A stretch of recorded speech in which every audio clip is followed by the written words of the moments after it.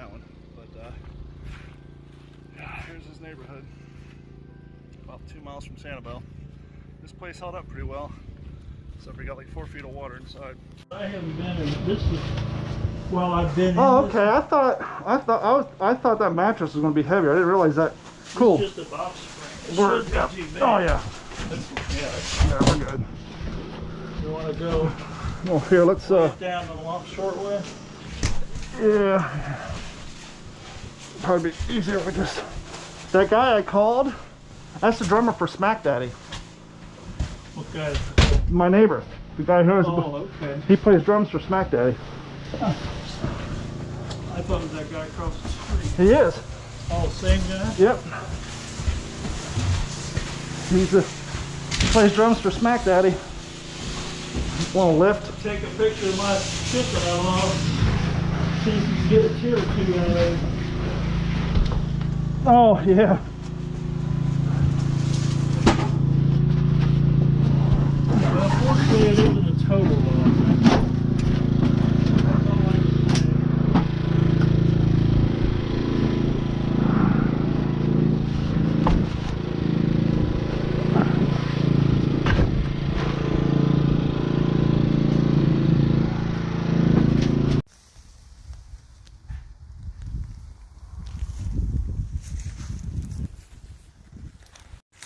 About 3 months ago, my dad sold his house in Cape Coral, paid off all his bills, bought a nice place here, gated 55 and up community, 5 miles from Fort Myers Beach, 5 miles from Sanibel. If you guys are doing the math, he's on the tip of a funnel. Whole neighborhood destroyed. Got 4 feet of water in this place. It's my first time down here. Just help him get all the heavy shit out of his house. But this is sad, y'all.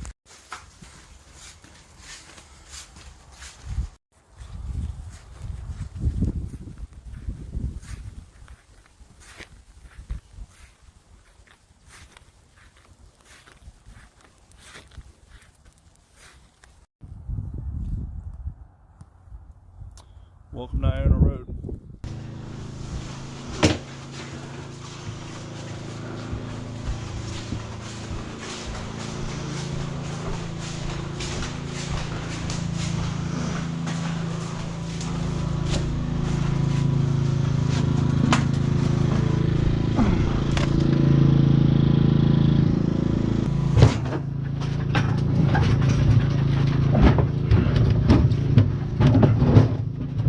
Bon voyage, boys. Bon voyage. Well, that was anticlimactic. It's not even on the ground. Well, that ramp's got some grip. Yeah, it does.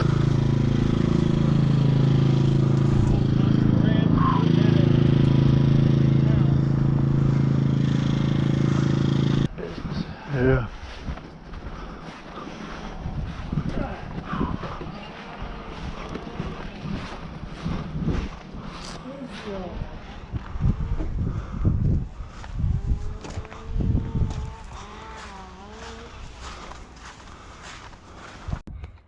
It's amazing how the roof will tear off this place, but a $20 lizard nailed to the side rode it out.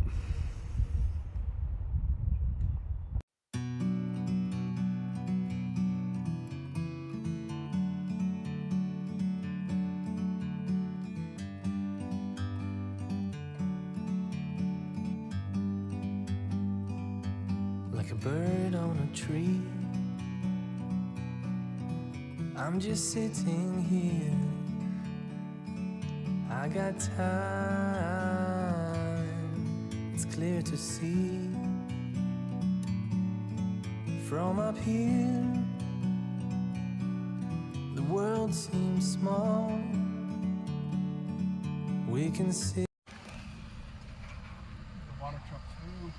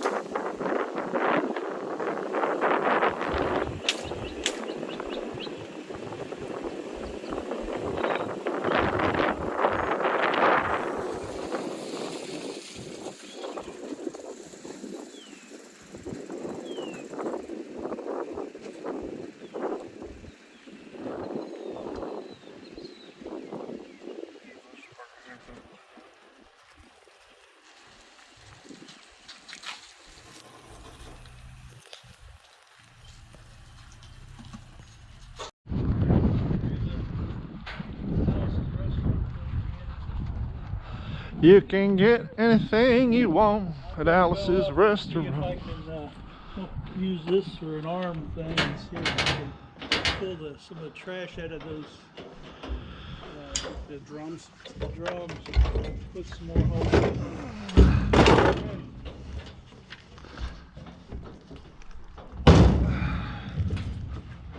You can get anything you want at Alice's restaurant.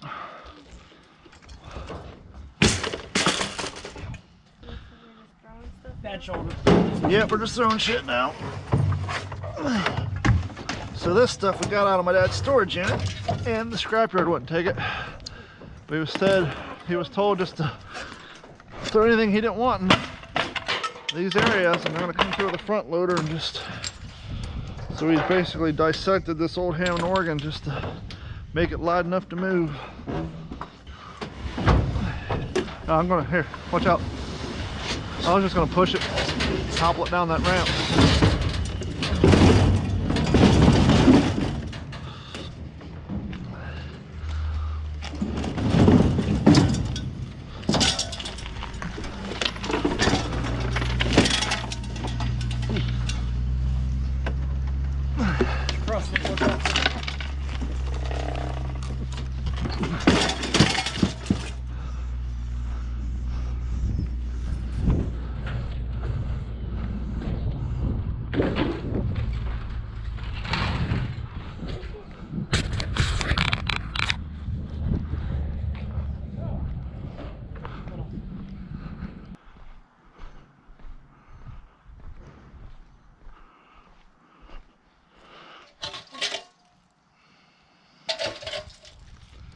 Pretty fucking roached out.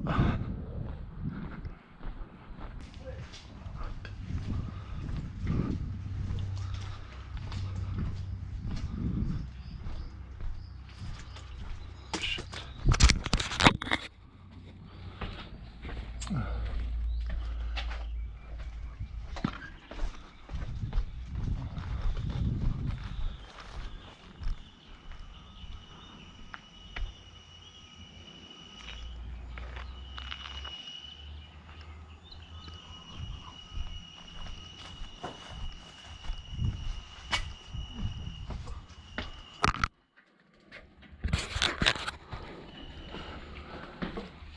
Been a while since we've been in here. You guys saw this when we first came in after everything was all moldy and funky, but this is how high up the water level came. So they're cutting that all out.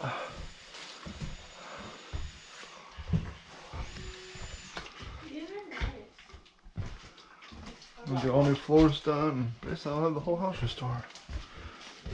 Working, stinking.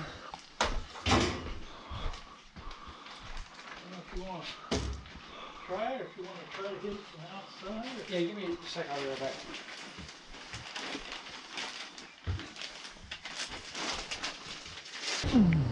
See, I poked holes in them and went from outside in. It seemed like they went pretty good.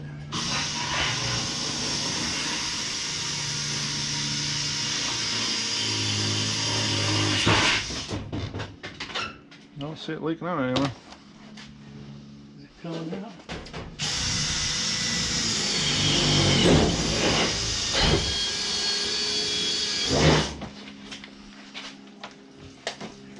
It comes now. Huh? There it comes now. Yeah. Look. That's all we need.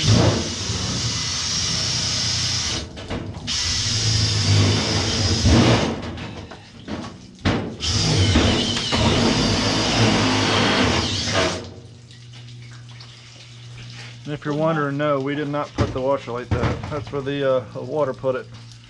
Where is my... Lifted it up and set it It's on the down. left there on the shelf. What, your Inside drill? around the Second, corner by the gas can. Are you taking those things out? Gonna let the water drain out on the boat.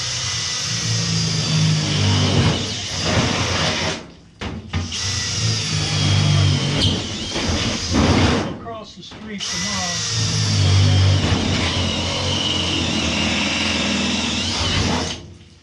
What kind of drill you got? Makita, spray painted blue. It is someone give it to me from work. He wanted it to be a cobalt, so they painted it blue. I used to have a Makita. Yeah, they changed it to DeWalt, so. Well, it wasn't a DeWalt's Makita. No, we changed it to DeWalt at work, so they gave these to us because they were getting out of it. I'll take $700 Start work Friday. Excellent. So you gotta get all your shit out of here by then. Yeah, he said not to worry too much about it. I asked him, you know, can I put it in the lanai?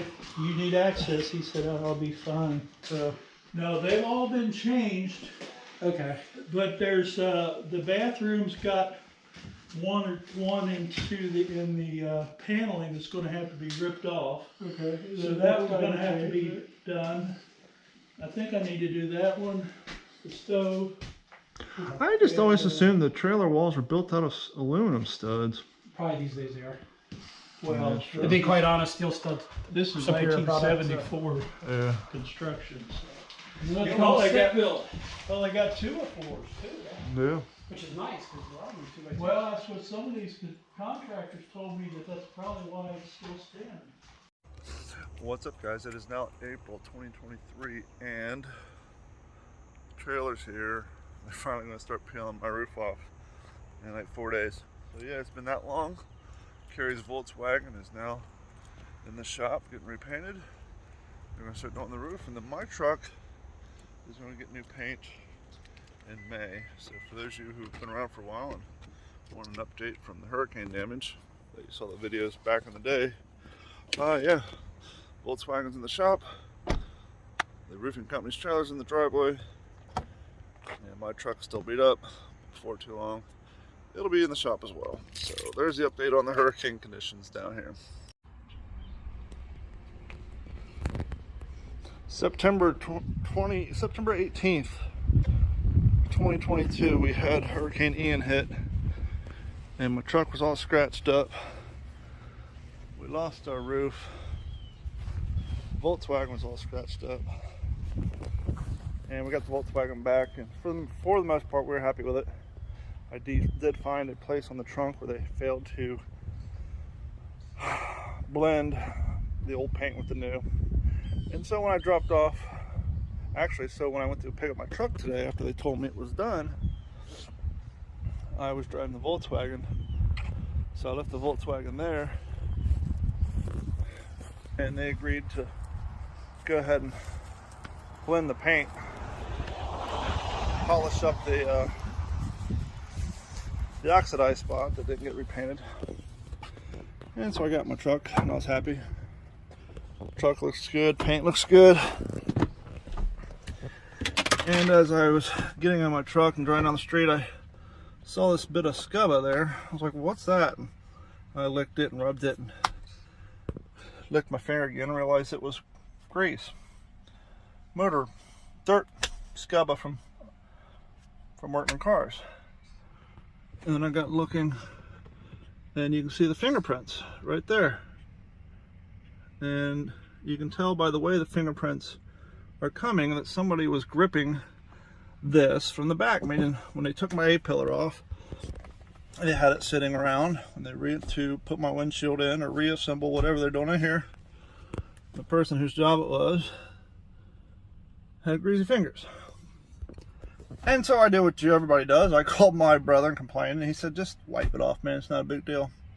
I said, yeah, you're right, it's probably not worth the effort of driving to 33 miles to take it back up there. I'll just wipe it off. And then I got to looking around and I saw that. It's more grease, more grime, more scubba. I'm like, what the hell? Now this dome light was still on. I got to looking around and I started seeing some more signs of grease and scubba. And I got to looking around and start noticing more grease spots. And then I pulled down my sun visor.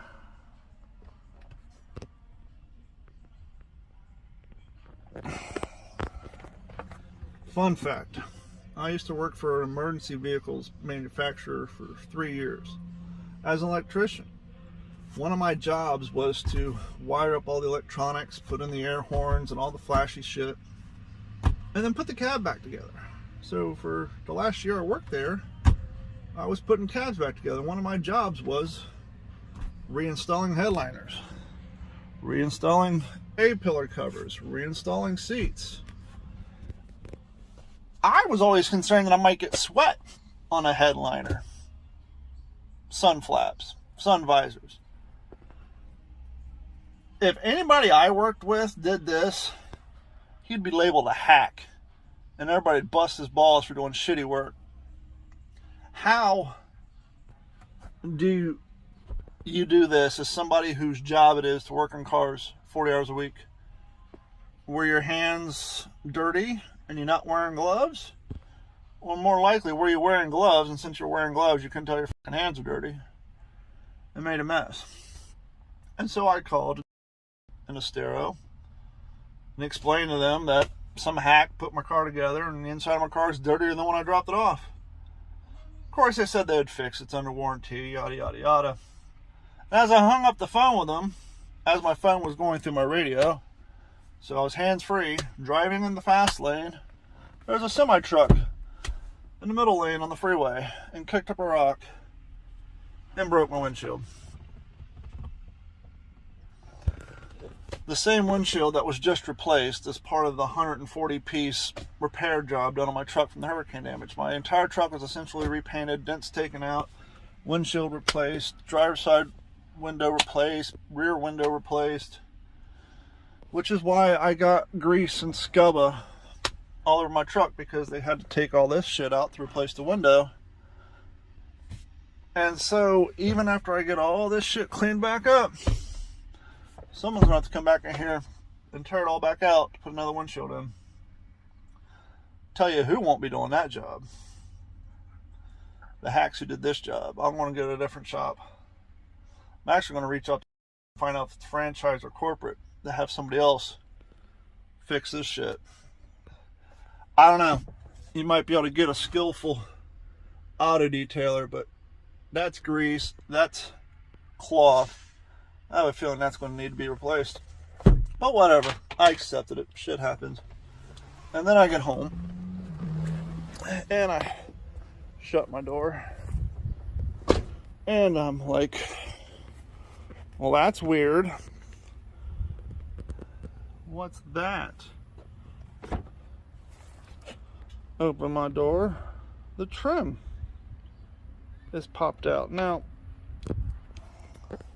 granted, I haven't reassembled a truck since 2001, so maybe, I don't know, the use of cotter pins, clips, inserts, maybe that went by the wayside. Maybe how you install edging now is to get a lighter or a glue gun or soldering iron and just melt the plastic tabs and just shove that shit in the hole, because that's what it looks exactly what it looks like here.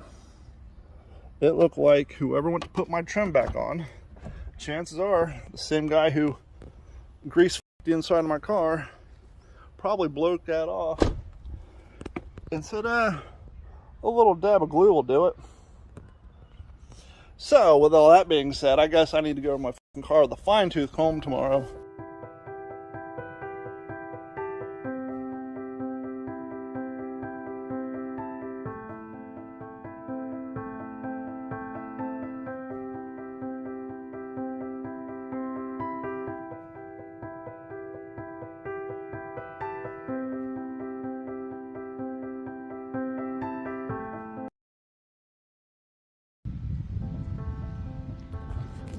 A little over a year later, my father's one of the few houses that are still livable, but a little over a year later they still have no water and electricity in the neighborhood.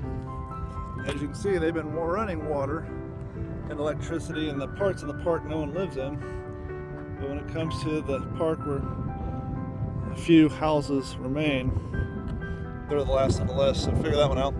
But yeah, you guys can't even recognize this place compared to last time we were here. So I'm helping my dad move some furniture in that he just acquired into this place. But hopefully, a couple months, you can actually move back in. Just need electric and water, so we'll see. And I don't know, can't really see, but way over there, all the new properties they're putting in are now up on about 4 to 5 feet There you go. You can kind of see over there. 4 to 5 feet cinder blocks.